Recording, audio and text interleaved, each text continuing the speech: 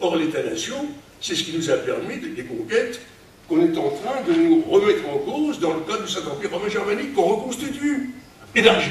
Alors, tout ça, alors je veux bien qu'on me dise, il ne faut pas faire politique. Bergeron, ne laissez pas trop que des bêtises. Vous avez vraiment, ça lui arrivait, mais pas toujours. Hein. Bergeron disait, nous ne sommes pas apolitiques, nous sommes indépendants des partis politiques. C'est pas tout à fait pareil. Par exemple, moi je me rappelle de m'être battu contre la guerre d'Algérie, contre la guerre d'Indochine. C'était faire la politique. Seulement on savait bien que nos intérêts ouvriers exigeaient qu'on fasse la paix. Donc on s'est battu. Et le référendum, un camarade qui généralisait un peu trop, c'était à mon avis en tout cas, et il me permettra de lui dire, parce que je ne suis pas particulièrement un votard, on peut exagérer, hein. Mais quand on me demande de voter pour ou contre le corporatisme, pour ou contre le fascisme, bah, je me déplace puis je mets non. Ah bien sûr. Quand on me demande de voter pour ou contre l'Europe vaticane, comme disaient les staliniens autrefois, une fois qu'ils disaient une chose juste, moi je me déplace et je vote non.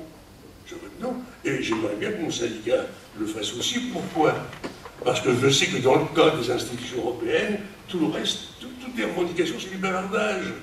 Aujourd'hui, on parle des conséquences de la politique européenne, jamais des causes. Parce que ça va de soi. On ne peut pas, évidemment, on ne peut pas. On a perdu le droit régalien de monnaie, et la BCE, vous le savez tous, c'est quand même Saint-Thomas d'Aquin, matiné d'allemand, si j'ose dire, du point de vue philosophique. Alors, tous ces problèmes-là sont des problèmes auxquels nous sommes, en tant que militants ouvriers, confrontés. Alors, moi, vous savez, j'ai du bon pour faire du foot. Je sais bien que, y compris dans mon idée, mon propre fils défend des thèses qui sont tout à fait les miennes. Je pense.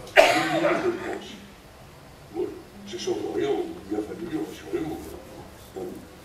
On ne se fout pas sur la gueule à Noël, on va passer ensemble, on se fout sur la gueule. On va éviter de parler politique, tout simplement.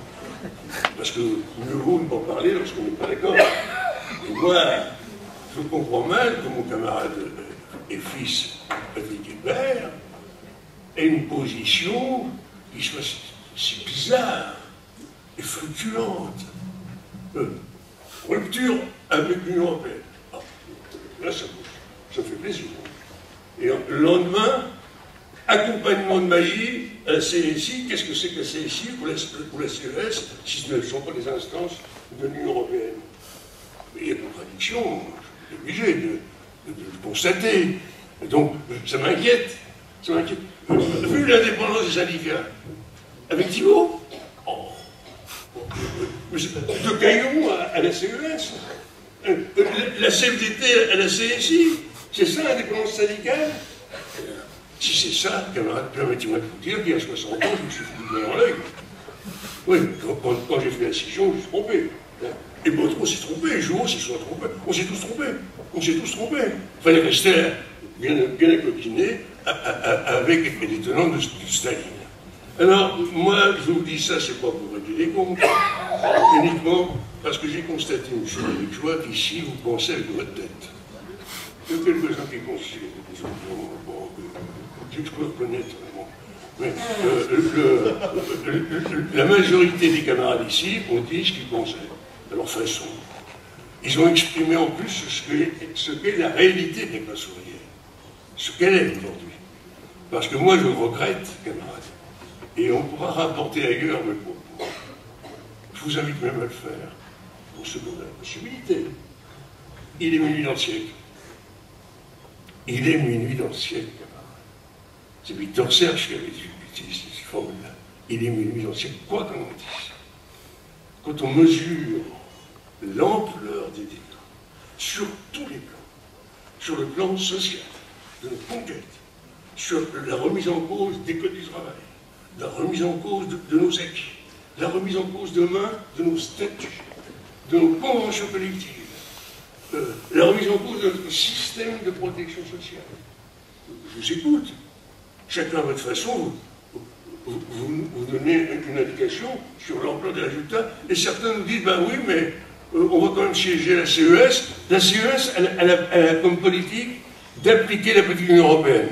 Officiellement, c'est son mot d'ordre. Mettre en œuvre la politique de destruction de nos acquis. Mais écoutez, camarades, excusez-moi, entre le vieux militant que je suis devenu, je dis d'accord parce que j'aime pas dire que je suis vieux. Je suis devenu vieux. Mais je suis un peu moins que demain. Et si possible, même après-demain. Je dis ça pour ceux qui spéculeraient sur ma disparition, ils auraient tort. J'ai vraiment pas envie de dire. Alors, on le peut encore. Et je rappellerai au pour qu'il n'y ait pas de malentendu. J'ai commencé à militer autour des années 34. J'ai occupé des responsabilités dans une organisation politique à l'époque qui s'appelait les Jeunesses Socialistes. J'étais ensuite au PSOP, Parti Socialiste Ouvrier Paysan, monté par Pilar. Et au moment des guerres, j'étais membre d'un groupe anarchiste. Je suis un anarchiste, je ne m'en cache pas, individualiste. Je ne suis pas anarchiste, de même que je ne suis pas citoyen, je suis un citoyen, et pas un sujet. C'est l'Empire romain germanique, j'ai pas envie de devenir un sujet d'histoire de l'Empire romain germanique. Donc, j'ai un long passé, j'ai vu les choses, et aujourd'hui, pour faire une confidence, j'ai bientôt avoir 87 ans. Il ne paraît pas, hein. Donc, je vais être à Soudan. Les hommes ne font ce qu'ils veulent. Non, j'ai 87 ans. J'ai 87 ans, et bien je vais vous faire une confidence. Je ne regrette rien. Et j'ai quand même l'immense avantage, contrairement, citons un exemple sur un syndicaliste, Strauss-Kahn par exemple, qui lui a réglé le problème du SMIC. Il est le fonctionnaire le plus payé de Washington. Je peux être socialiste, j'ai au moins un avantage, je n'ai rien renié de mes idées. Ce que je pensais il y a 70 ans, pas 60 ans, 70 ans, je le pense encore aujourd'hui.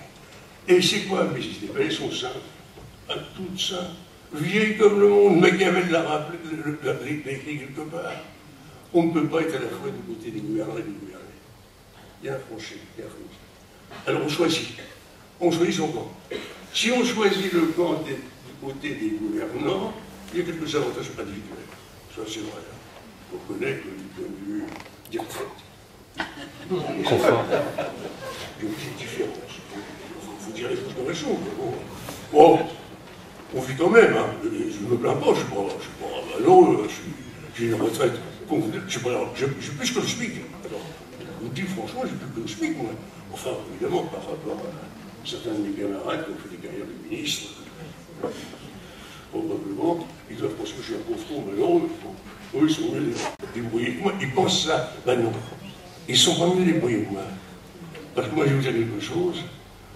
La possibilité de pouvoir tous les matins se regarder dans une tasse, sans avoir à rougir de soi-même, je pense que ça doit aider à vivre. Ça doit aider à vivre. Et je vous invite à choisir le bon camp, à rester dans le bon camp, celui des exploités,